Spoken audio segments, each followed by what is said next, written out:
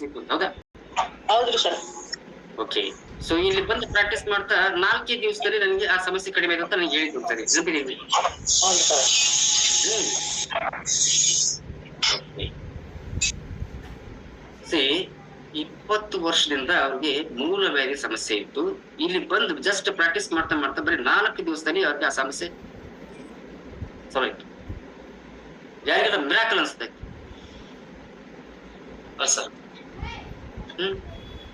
And ಮನೋಭಾಯ್ madam ನಿಮ್ಗೂ ಆ ಸಮಸ್ಯೆ ಇತ್ತಲ್ರಿ? ಟೇಸ್ಟ್ ಬಂದಿದ್ದು ನನಗೆ.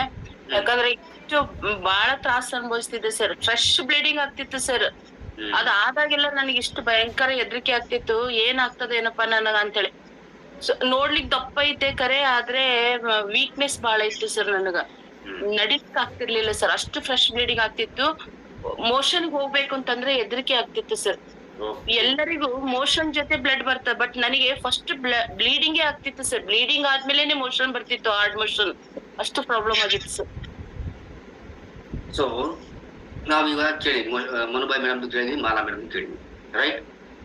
ಬಟ್ ಮಾಲಾ ಮೇಡಮ್ ಅವ್ರದ್ದು 20 ವರ್ಷದಿಂದ ಆ ಸಮಸ್ಯೆ ಇತ್ತು. ವಾಶ್ರೂಮ್ ಹೋಗ್ಬೇಕು ಅಂದ್ರೆ ಅವ್ರಿಗೆ ಎಷ್ಟು ಕಷ್ಟ ಆಗ್ತಿತ್ತು. ಎಮ್ಮ ಒಂದು ಅಡಿಬೋದು ಬೇಕಾರೆ ಇದನ್ನ ಆಗಲ್ಲ ಅಂತ.